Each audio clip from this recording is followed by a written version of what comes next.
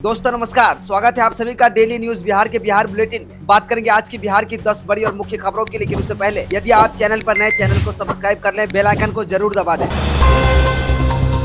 बिहार में प्रियंका का triple M formula क्या महागठबंधन की चुनाव एक्सप्रेस को दे पाएगी रफ्तार। बिहार की सियासी जमीन पर पहली बार प्रियंका गांधी उतरी हैं। राहुल गांधी और तेजस्वी यादव की वोटर अधिकार यात्रा में प्रियंका गांधी का दूसरा दिन है। सुपौल में शिरकत कर मधुबनी होते हुए मंगलवार को दरभंगा पहुंची और बुधवार को मुजफ्फरपुर के जरिए सीतामढ़ी पहुंचेगी। इस तरह उनकी 2 दिन की यात्रा पूरी तरह मिथिलांचल बेल्ट में, जिसके जरिए वे महागठबंधन के पक्ष में सियासी माहौल बनाने की कवायद करती नजर आ रही है। बिहार का मिथिलांचल इलाका बीजेपी का मजबूत गढ़ माना जाता है। बीजेपी और जेडीयू की सियासी केमिस्ट्री मिथिलांचल इलाके में सुपर हिट रही है। इस तरह एनडीए के मजबूत गढ़ में प्रियंका गांधी की यात्रा का खाका महागठबंधन ने खींचा है। प्रियंका ने अपने 2 दिन के बिहार दौरे पर मिथिलांचल जिले की यात्रा की। वह सुपौल, मधुबनी, दरभंगा के जरिए मुजफ्फरपुर के रास्ते सीतामढ़ी जाएंगे।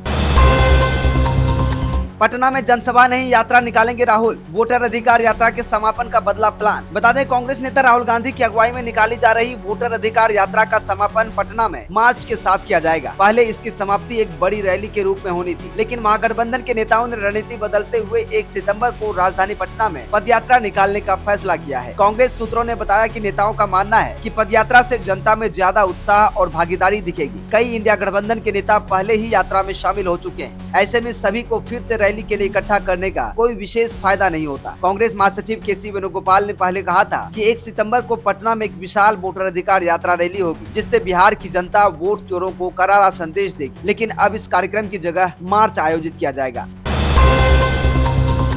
बिहार के नालंदा में मंत्री श्रवण कुमार पर जानलेवा हमला, कई किलोमीटर तक किया पीछा, बॉडीगार्ड जख्मी। बता दें, बिहार के नालंदा जिले में ग्रामीणों ने नीतीश सरकार में मंत्री श्रवण कुमार पर जानलेवा हमले की कोशिश की है। मंत्री के काफिले का कई किलोमीटर तक पीछा किया गया और खदेड़ कर भगा दिया। हमले में सुरक्षाकर्मी जख्मी हो गए। यह घटना हिलसा थाना इलाके के माला गाँव की। यहाँ ग्रामीण विकास मंत्री सड़क हादसे में मारे गए 9 लोगों के परिजन से मिलने पहुँचे थे। इस दौरान मंत्री के काफिले पर ग्रामीणों ने हमला कर दिया। भीड़ के गुस्से का अंदाज इसी बात से लगाया जा सकता है कि लोगों ने करीब 1 किलोमीटर तक काफिले का पीछा किया। फिलहाल गांव में सुरक्षा बढ़ा दी गई है।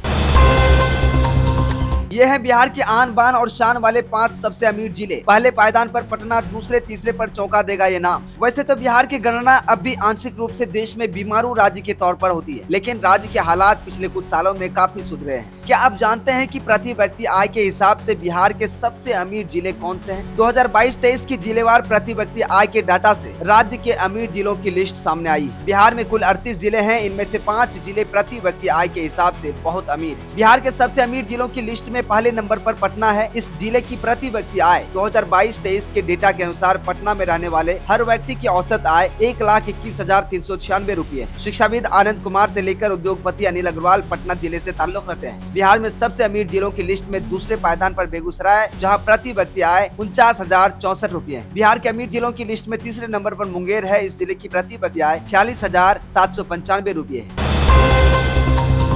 बिहार चुनाव को साधने के लिए शराब तस्करी पर यूपी में लगेगी लगाम, दुकानों के बाहर सीसीटीवी कैमरे से निगरानी। बिहार चुनाव की आहट के साथ पक्की दारू पक्का वोट के लिए यूपी से शराब तस्करी का दौर खूब चल रहा है। बिहार से सटे यूपी के जिलों में तस्करों का विशेष नजर रखी जा रही है। इसी कड़ी में चंदौली जिले में पुलिस अधीक्षक कार्यालय में तीसरी निगाह से स्मार्ट कंट्रोल रूम में 24 घंटे नजर रखी जाएगी। तस्करों से जुड़ी किसी भी सूचना पर सीधे रिपोर्ट होगी। नगर में रेलवे स्टेशन के गेट नंबर 2, चकिया तिराहा समेत 4 जगहों पर AI आधारित कैमरे लगाए गए। एसपी ने PDDU नगर में पुलिस, RPF और GRP के साथ मीटिंग की तस्करी पर रोक लगाने का निर्देश दिया है। इन दिनों शराब तस्करी पुलिस, GRP व RPF के लिए नासूर बन गई है।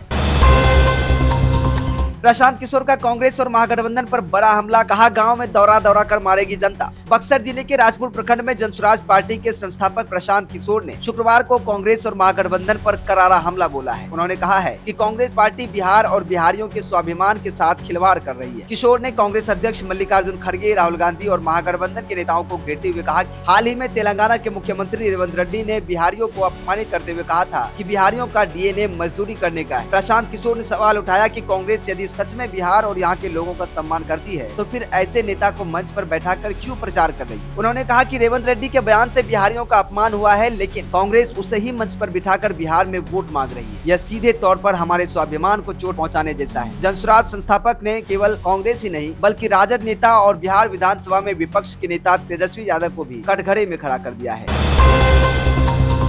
बिहार में शिक्षकों के 50,000 से ज्यादा पदों पर निकालेगी वैकेंसी, शिक्षा मंत्री ने दी जानकारी। दोस्तों बता दें, बिहार में सरकारी विद्यालयों में शिक्षक नियुक्ति की प्रतीक्षा कर रहे अभ्यर्थियों के लिए अच्छी खबर है। चौथे चरण की बिहार लोक सेवा आयोग से शिक्षक नियुक्ति परीक्षा TRE-4 की प्रक्रिया जल्द शुरू होगी। इसके लिए शिक्षा विभाग द्वारा अगले हफ्ते शिक्षक नियुक्ति संबंधी अधियाचना भेजी जाएगी। इस पर शिक्षा विभाग तेजी से काम कर रहा है। अनुमान है कि रोस्टर क्लियरेंस के बाद 50,000 से ज्यादा रिक्त पदों के विरुद्ध अध्यापक नियुक्ति संबंधी अधियाचना भेजी जाएगी। इस संबंध में बुधवार को शिक्षा मंत्री सुनील कुमार ने प्रदेश जदयू कार्यालय में पत्रकारों से बातचीत में यह जानकारी दी कि शिक्षा मंत्री ने पत्रकारों से कहा कि शिक्षा विभाग की ओर से अधियाचना देने के बाद आयोग शिक्षक नियुक्ति परीक्षा TRE-4 का नोटिफिकेशन जारी कर अभ्यर्थियों से आवेदन मांगेगा। किसी विषय में कितने शिक्षक चाहिए, इसकी अधियाचना BPSC को भेजने संबंधी प्रस्ताव को तैयार किया जा रहा है।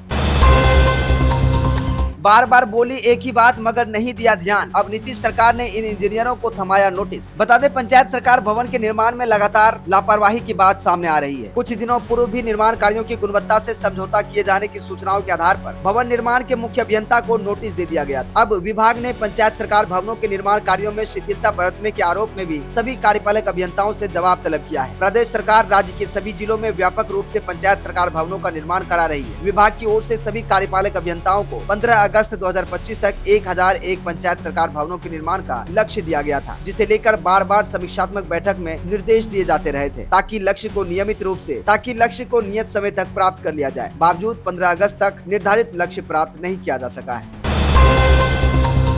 फिल्म जोली LLB 3 के खिलाफ लोकहित याचिका दायर, ट्रेलर पर रोक लगाने की मांग। फिल्म जोली LLB 3 कानून विवादों में उलझ गई है। अधिवक्ता नीरज कुमार ने पटना हाईकोर्ट में एक लोकहित याचिका दायर कर फिल्म और उससे जुड़े गीत व प्रमोशनल कंटेंट पर रोक लगाने की मांग की। उनका आरोप है कि फिल्म में न्यायपालिका और अधिवक्ता पेशे का चित्रण अमान्यपूर्ण और मानहानिकारक ढंग से किया गया है, जिससे वकीलों और पूरे न्यायिक तंत्र की गरिमा को ठेस पहुँच रही है। नीरज कुमार, जो स्वयं अधिवक्ता है, उन्होंने याचिका में कहा है कि हाल ही में जारी फिल्म का गीत मेरा भाई वकील तथा ट्रेलर व प्रमोशनल सामग्री वकालत पेशे को हास्यास्पद रूप में प्रस्तुत करती है। इस प्रकार का चित्रण न केवल वकीलों की प्रतिष्ठा को प्रभावित करता है, बल्कि आमजन के बीच न्यायपालिका की छवि को भी धूमिल करता है।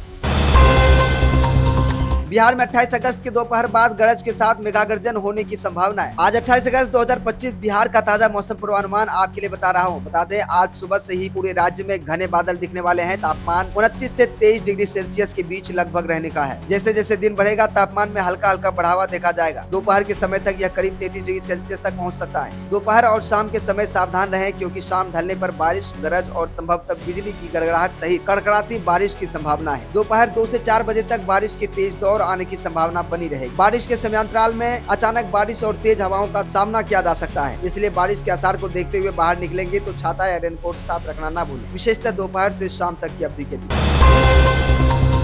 तो दोस्तों, ये थी आज की बिहार की 10 बड़ी और मुख्य खबरें। ये खबर आपको कैसा लगा, कौन सा खबर सबसे अच्छा लगा, साथ ही आप वीडियो कहां से देख रहे हैं कमेंट करके जरूर बताएं। साथ ही साथ वीडियो अच्छा लगा तो वीडियो को लाइक करें और ज्यादा से ज्यादा शेयर जरूर करें। चैनल पर नए, चैनल को सब्सक्राइब करके बेल आइकन को जरूर दबा दें। वीडियो को हाइप जरूर करें।